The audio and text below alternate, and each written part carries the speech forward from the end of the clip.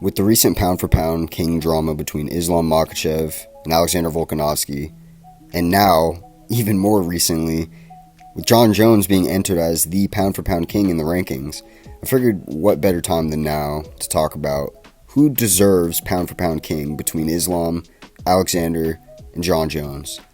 Personally, I'll just tell you guys straight up, off the bat, I think it's Jon Jones. I actually do think he deserves it. But I'm going to give a fair case to all of these fighters.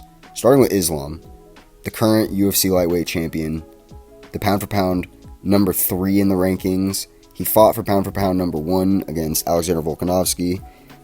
And despite winning a decision on the judges' card, he was not given the pound-for-pound king status by the people that do the rankings, by the media, I suppose. And honestly, I agreed with it. I still do. I think him being pound-for-pound number 3 is actually perfect. I think the rankings are as close to perfect as they've ever been. I just feel like he did not do enough to be the winner that night.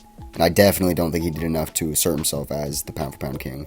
Volkanovski going up in a different weight class and doing that well said a lot more than, what Islam did, if that makes sense. Like, Islam didn't do as much as Volk did. He's the one that was changing weight classes, and it won the fight, in my opinion, and most others.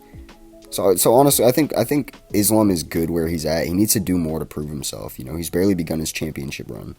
And then on to Alex. I mean, let's be real, man. You beat Max Holloway 3 times. You beat Jose Aldo, who is the literal fucking featherweight GOAT. Max, who a lot of people consider as the GOAT as well. And then, to say 3 times is kind of nutty. He also beat Chad Mendes when Chad Mendes was in his prime. I mean, okay, maybe not in his prime, but definitely still close to it. Actually, no, fuck it. I'm going to say in his prime because he still looks like a beast right now and fighting in bare knuckle. So, he finishes Chad Mendes. That's crazy. He beats Korean Zombie.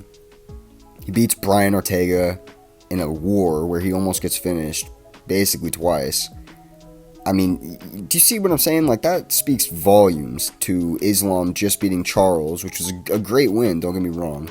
But just Charles and squeaking out a victory against Alex? I think Alex is deserving of the number 2 spot, if anything.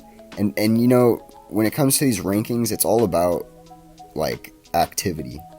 So, Jon Jones is number 1 now, but if he doesn't fight 3 times this year, like he said, I'm sure Volk will go up if Volk stays active. Or Islam, if Islam stays active and gets some better wins.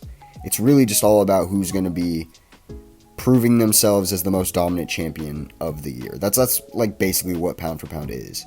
And if you're a heavier weight class, then it's more likely that you're going to be put up higher in the rankings. With Jon Jones, I mean, do I even need to speak on this man's resume and all of the people he's beaten? I think we all know it by now.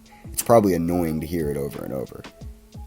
Actual GOAT. He's the level of competition he's defeated since he was only 23 years old, basically since his first year in the UFC, because he actually became champ in his first year. Come on, bruh. If you don't know about it, go learn about it, and then you'll know about it, and then you'll know why Jon is the GOAT. Sub, give me a like if you're fucking with it.